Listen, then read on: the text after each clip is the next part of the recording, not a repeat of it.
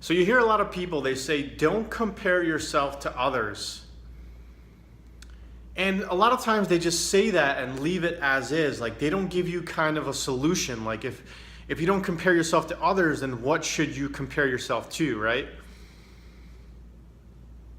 And some people, I mean, they don't realize that they can compare themselves to themselves.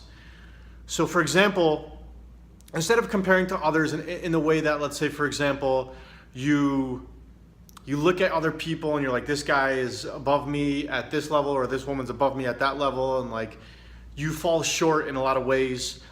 What you want to get into the habit of is completely switching that out to comparing yourself to your own self. So what that means is compare where you're at today, like the progress in your life today, with where you were last week, last month, a year ago, 5 years ago, okay?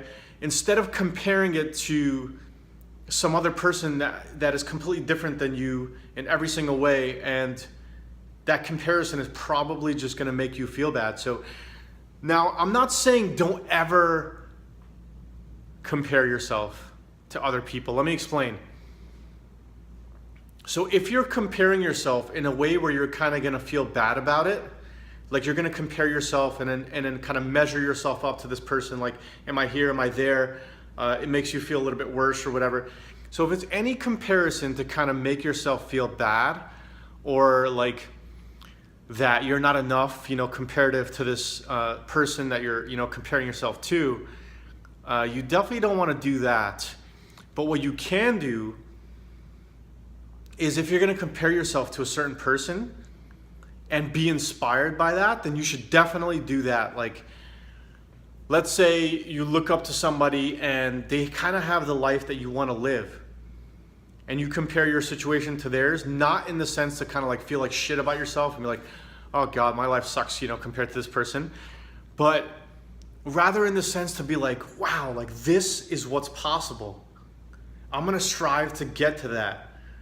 So there is a positive way you can compare yourself to other people in that sense. If you're using it for inspiration, if you're using it to feel bad and highlight all the things that you're lacking in your life, that's something that you absolutely don't want to do at all. So the only real person that you want to continuously compare yourself to is your old self.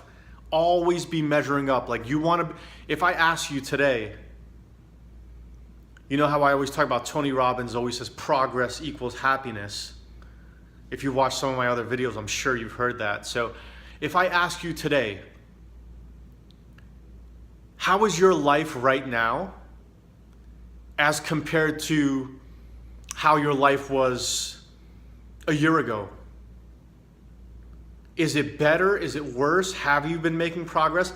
If you're not making progress, if you're staying the same or moving down, then you're gonna feel like shit, right? Even about, like, let's say some of your insecurities. Let's say you're too short, for example.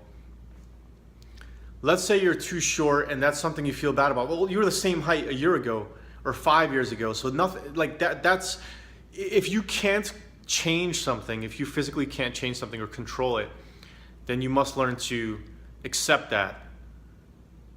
So you must learn to accept that, that piece. Whatever you can't change, you must learn to accept. And then whatever you can change, you have to have the courage to go out there and change it and make things happen.